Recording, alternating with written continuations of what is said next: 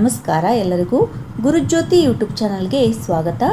ನಾವು ಇವತ್ತು ವಿದ್ಯೆ ಬಗ್ಗೆ ಕೇಳೋಣಂತ್ರಿ. ಅಂದ್ರೆ ವಿದ್ಯೆ ಮನುಷ್ಯನಿಗೆ ಎಷ್ಟು ಮುಖ್ಯ ಅದ, ಅದರ ಉಪಯುಕ್ತಗಳೇನು ಅನ್ನೋದನ್ನು ಇವತ್ತು ನೋಡೋಣಂತ ಬರ್ರಿ. ವಿದ್ಯಾ ವಿಧಿವಿಹೀನೇನ ಕೀಂ ಕುಲೀನೇನ ದೇಹಿನಾಂ ಅಕುಲೀನೋಪಿ ವಿದ್ಯಾಢ್ಯೋ ದೈವತರಪಿ ವಂದ್ಯತೆ. ಅಂದ್ರೆ ಸತ್ಕುಲದಲ್ಲಿ ಹುಟ್ಟಿದರೂ ವಿದ್ಯಾಹೀನನಾಗಿದ್ದಲ್ಲಿ ಏನು ಪ್ರಯೋಜನ? ನೀಚ ಕುಲದಲ್ಲಿ ಹುಟ್ಟಿದರೂ ವಿದ್ಯಾವಂತನನ್ನು ದೇವತೆಗಳು ಕೂಡ ಕೊಂಡಾಡುವರು. ಮಾತೇವ ರಕ್ಷತಿ ಪಿತೇವ ಹಿತೇ ನಿಯುಕ್ತೆ ಕಾಂತೇವ ಚಾಬಿರ ಮತ್ಯಪನೀಯಕೇದಂ ಕೀರ್ತಿಂ ಚ ದೀಕ್ಷು ವಿತನೋತಿ ತನೋತಿ ಲಕ್ಷ್ಮೀಂ ಕೀಂ ಕೀಂ ನ ಸಾಧಯತಿ ಕಲ್ಪಲತೇವ ವಿದ್ಯಾ. ತಾಯಿಯಂತೆ ರಕ್ಷಿಸುವ, ತಂದೆಯಂತೆ ಯೋಗ್ಯವಾದ ಕೆಲಸದಲ್ಲಿ ನೇಮಿಸುವ, ಪತ್ನಿಯಂತೆ ದುಃಖವನ್ನು ಹೋಗಲಾಡಿಸಿ ಸುಖವನ್ನು ನೀಡುವ, ದಿಕ್ಕು ದಿಕ್ಕುಗಳಲ್ಲಿ ಕೀರ್ತಿಯನ್ನು ಹರಡಿ ಸಂಪತ್ತನ್ನು ಹೆಚ್ಚಿಸುವ ವಿದ್ಯೆಗೆ ಏನು ತಾನೇ ಸಾಧ್ಯವಿಲ್ಲ. ಪಠತೋ ನಾಸ್ತಿ ಮೂರ್ಖತ್ವಂ ಜಪತೋ ನಾಸ್ತಿ ಪಾತಕಂ ಮೌನಿನಃ ಕಲಹೋ ನಾಸ್ತಿ ನ ಭಯಂ ಚಾಸ್ತಿ ಜಾಗ್ರತಃ. ಓದಿ ತಿಳಿದುಕೊಂಡವನಿಗೆ ಮೂರ್ಖತ್ವವಿಲ್ಲ, ಜಪ ಮಾಡುವವಗೆ ಪಾಪವಿಲ್ಲ, ಮೌನವಾಗಿರುವವಗೆ ಜಗಳವಿಲ್ಲ ಮತ್ತು ಎಚ್ಚರವಿರುವವನಿಗೆ ಭಯವಿಲ್ಲ.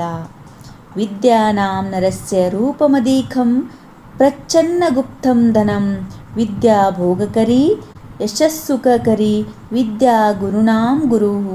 ವಿದ್ಯಾ ಬಂಧುಜನೋ ವಿದೇಶಗಮನೆ ವಿದ್ಯಾ ಪರಾ ದೇವತಾ ವಿದ್ಯಾ ರಾಜಸು ಪೂಜ್ಯತೆ ನ ಹಿ ಧಂ ವಿದ್ಯಾವಿಹೀನಂ ಪಶುಂ. ವಿದ್ಯೆ ಎಂಬುದು ಮಾನವನ ರೂಪವನ್ನು ಹೆಚ್ಚಿಸುವ ಭದ್ರವಾದ ಗುಪ್ತವಾದ ಸಂಪತ್ತು. ಐಶ್ವರ್ಯವನ್ನು, ಯಶಸ್ಸನ್ನು ಮತ್ತು ಸುಖವನ್ನು ವೃದ್ಧಿಸುತ್ತದೆ. ವಿದ್ಯೆಯು ಗುರುವಿನ ಗುರುವಾಗಿದೆ, ವಿದೇಶದಲ್ಲಿ ಬಂಧುವಾಗಿರುತ್ತದೆ. ವಿದ್ಯೆಯು ಪರದೇವತೆಯಂತೆ. ರಾಜರಿಂದ ಧನವು ಆರಾಧಿಸಲ್ಪಡುವುದಿಲ್ಲ. ಕೇವಲ ವಿದ್ಯೆ ಇಲ್ಲದವನು ಪಶುವಿನಂತೆ. ನ ಚೋರಹಾರ್ಯಂ ನ ಚ ರಾಜ್ಯಹಾರ್ಯಂ ನ ಭ್ರಾತೃಭಾಜಂ ನ ಚ ಭಾರಕಾರಿ ವೇ ಕೃತೆ ವರ್ಧತ ಏವ ನಿತ್ಯಂ ವಿದ್ಯಾಧನಂ ಸರ್ವಧನ ಪ್ರಧಾನಂ.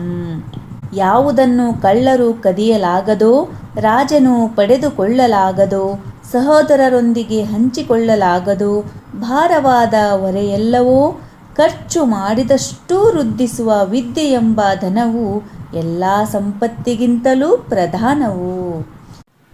ರೂಪ ಯೌವನ ಸಂಪನ್ನಃ ವಿಶಾಲಕುಲ ಸಂಭವ ವಿದ್ಯಾಹೀನ ನ ಶೋಭಂತೆ ನಿರ್ಗಂಧ ಇವ ಕಿಂಶುಕಾಃ. ಹೇಗೆ ಸುವಾಸನೆ ಇಲ್ಲದ ಕಿಂಶುಕ ಹೂವನ್ನು ದೇವರ ಪೂಜೆಗೆ ಬಳಸುವುದಿಲ್ಲವೋ ಹಾಗೆ ಎಷ್ಟೇ ರೂಪ ಯೌವನಗಳಿದ್ದರೂ ಪ್ರಖ್ಯಾತ ವಂಶದಲ್ಲಿ ಹುಟ್ಟಿದರೂ ವಿದ್ಯಾಹೀನನು ಶೋಭಿಸುವುದಿಲ್ಲ. ಆಚಾರ್ಯಾತ್ ಪಾದಮಾದತ್ತೆ ಪಾದಂ ಶಿಷ್ಯ ಸ್ವಮೇಧಯ. ಆಚಾರ್ಯಾತ್ ಪಾದಮಾದತ್ತೆ ಪಾದಂ ಶಿಷ್ಯ ಸ್ವಮೇಧಯ ಪಾದಂ ಸ ಬ್ರಹ್ಮಚಾರಿಭ್ಯ ಪಾದಂ ಕಾಲಕ್ರಮೇಣೇ ಚ. 4ನೇ ಒಂದು ಭಾಗದ ವಿದ್ಯೆಯನ್ನು ಗುರುಗಳಿಂದ, ಕಾಲು ಭಾಗ ಸ್ವಂತ ಬುದ್ಧಿಯಿಂದ, ಕಾಲು ಭಾಗ ಸಹಪಾಠಿಗಳಿಂದ ಹಾಗೂ ಇನ್ನುಳಿದ ಭಾಗ ಕಾಲಕ್ರಮೇಣವಾಗಿ ತಿಳಿದು ಬರುತ್ತದೆ. ಅಮಲೀಮ ಸಮಚ್ಛಿದ್ರಂ ಅಕ್ರೌರ್ಯಮತಿ ದುಷ್ಕರಂ ಅಧೇಯಮ ಪ್ರತಿಗ್ರಾಹ್ಯಂ ಅಹೋ ಜ್ಞಾನಂ ಮಹಾಧನಂ. ಜ್ಞಾನವೆಂದ ಐಶ್ವರ್ಯವು ಶುದ್ಧವಾದದ್ದು, ಅಪಾಯರಹಿತವಾದದ್ದು, ಭಯಂಕರವಲ್ಲದ್ದು, ಸುಲಭವಲ್ಲದ್ದು ಮತ್ತು ಇನ್ನೊಬ್ಬರಿಂದ ಕದಿಯಲಾರದ್ದು. ಆಲಸ್ಯಸ್ಯ ಕುತೋ ವಿದ್ಯಾ ಅವಿದ್ಯಶ್ಚ ಕುತೋ ಧನಂ ಅಧನ್ನಶ್ಚ ಕುತೋ ಮಿತ್ರಂ ಅಮಿತ್ರಶ್ಚ ಕುತಃ ಸುಖಂ. ಆಲಸಿಗೆ ವಿದ್ಯೆ ಹೇಗೆ ದೊರಕುತ್ತದೆ? ವಿದ್ಯಾಹೀನನಿಗೆ ಹಣವು ಹೇಗೆ ಸಿಗುತ್ತದೆ? ಹಣವಿಲ್ಲದವಗೆ ಮಿತ್ರರು ಹೇಗಾಗುತ್ತಾರೆ? ಮಿತ್ರರಿಲ್ಲದೆ ಎಲ್ಲಿಯ ಸುಖ? ಎಷ್ಟು ಅರ್ಥ ಇದಾವೆ ನೋಡ್ರಿ. ಆಲಸ್ಯ ಆದ್ರೆ ವಿದ್ಯೆ ಬರಂಗಿಲ್ಲ, ವಿದ್ಯಾ ಇರ್ಲಿಲ್ಲಂದ್ರೆ ಹಣ ಸಿಗಂಗಿಲ್ಲ, ಹಣ ಇಲ್ದವ್ರಿಗೆ ಯಾರು ಮಿತ್ರರಾಗ್ತಾರ? ಮಿತ್ರರಿಲ್ಲಂದ್ರೆ ಎಲ್ಲಿಂದ ಸುಖ ಇರ್ತದ? ಭಾರಿ ಚಂದ ಹೇಳ್ಯಾರ ನೋಡ್ರಿ ಇಲ್ಲಿ. ವಿದ್ಯೆ ದದಾತಿ ವಿನಯಂ ವಿನಯಾದ್ಯಾತಿ ಪಾತ್ರತಾಂ ಪಾತ್ರತ್ವಾಧನ ಮಾಪ್ನೋತಿ ಧನಾಧರ್ಮಂ ತತ ಸುಖಂ.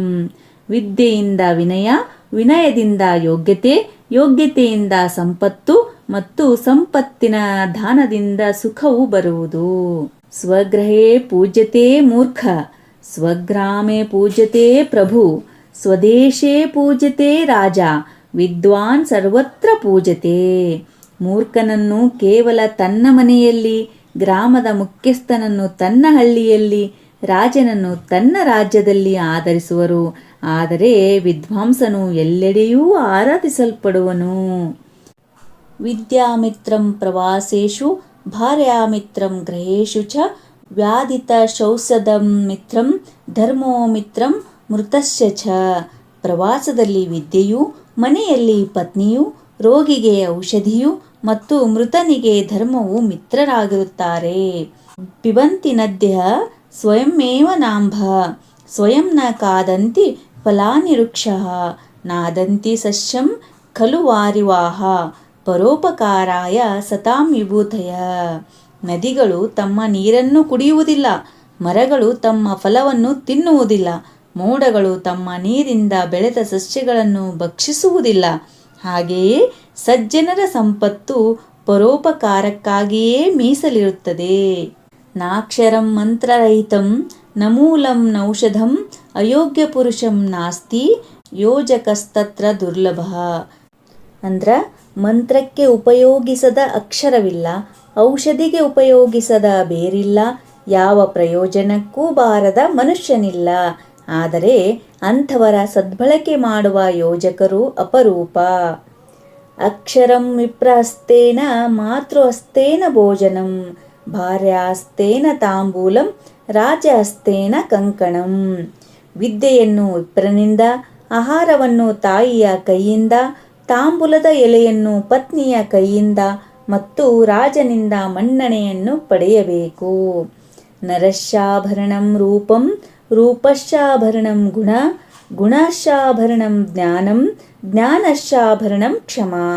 ಮನುಷ್ಯನ ಆಭರಣ ಅವನ ರೂಪ, ಆ ರೂಪದ ಆಭರಣ ಅವನ ನಡತೆ, ನಡತೆಯ ಆಭರಣ ಅವನ ವಿದ್ಯೆ ಮತ್ತು ಜ್ಞಾನದ ಆಭರಣ ಕ್ಷಮಾಗುಣ. ಗುರು ಶುಶ್ರೂಷೆಯ ವಿದ್ಯಾ ಪುಷ್ಕಲೇನ ಧನೇನ ವಾ, ಅಥವಾ ವಿದ್ಯಾ ಚತುರ್ಥೋನ ಉಪಲಭ್ಯತೆ. ಗುರುವಿನ ಸೇವೆಯಿಂದ ಅತಿ ಹೆಚ್ಚು ಧನದಿಂದ ಅಥವಾ ಇನ್ನೊಂದು ವಿದ್ಯೆಯ ವಿನಿಮಯದಿಂದ ಒಂದು ವಿದ್ಯೆಯನ್ನು ಪಡೆಯಬಹುದು. ನಾಲ್ಕನೆಯ ವಿಧಾನವಿಲ್ಲ. ಅನಂತಶಾಸ್ತ್ರಂ ಬಹುಲಾಶ್ಚ ವಿದ್ಯಾ, ಹೆಲ್ಪಶ್ಚ ಕಾಲೋ ಬಹುವಿಜ್ಞತಾ ಚ, ಯತ್ಸಾರಭೂತಂ ತದುಭಾಸಿತವ್ಯಂ, ಹಂಶಿರ್ಯಥಾ ಕ್ಷೀರಮಿಮಾಂಬೂ ಮಧ್ಯಾತ್. ಶಾಸ್ತ್ರಗಳು, ವಿದ್ಯೆಗಳು ಹಲವು, ಆದರೆ ಸಮಯ ಅಲ್ಪವು. ವಿಘ್ನಗಳು ಹಲವು. ಹಂಸ ಕ್ಷೀರ ನ್ಯಾಯವನ್ನರಿತು ಸಾರವಿರುವುದನ್ನು ಮಾತ್ರ ಸ್ವೀಕರಿಸಬೇಕು. ಏಕೇನಾಪಿ ಸುಪುತ್ರೇಣ ವಿದ್ಯಾಯುಕ್ತೇನ ಸಾಧುನಾ, ಹಲಾದಿತಂ ಕುಲಂ ಸರ್ವಂ ಯಥಾ ಚಂದ್ರೇಣ ಸರ್ವರೀ. ಹೇಗೆ ಒಬ್ಬ ಚಂದ್ರನ ಬೆಳದಿಂಗಳಿಂದ ರಾತ್ರಿ ಬೆಳಕಾಗುತ್ತದೋ ಹಾಗೆಯೇ ಒಬ್ಬ ವಿದ್ಯಾವಂತ ಸುಪುತ್ರನಿಂದ ಕುಲವೇ ಸಂತುಷ್ಟವಾಗುತ್ತದೆ. ಅನ್ನದಾನಂ ಪರಂ ದಾನಂ, ವಿದ್ಯಾದಾನಂ ಮತಃ ಪರಂ, ಅನ್ನೇನ ಕ್ಷಣಿಕಾ ತೃಪ್ತಿ ಯಾವಜ್ಜೀವಂಚ ವಿದ್ಯೆಯ. ಅನ್ನದಾನವು ಶ್ರೇಷ್ಠವಾದ ದಾನ, ಆದರೆ ವಿದ್ಯಾದಾನವು ಅದಕ್ಕಿಂತಲೂ ಶ್ರೇಷ್ಠವಾದದ್ದು. ಏಕೆಂದರೆ ಅನ್ನದಿಂದ ಕ್ಷಣಿಕ ತೃಪ್ತಿ ಸಿಕ್ಕರೆ ವಿದ್ಯೆಯಿಂದ ಜೀವನವಿಡೀ ಸಿಗುತ್ತದೆ. ನೋಡ್ರಿ, ವಿದ್ಯೆಗೆ ಎಷ್ಟು ಮಹತ್ವದಲ್ರಿ.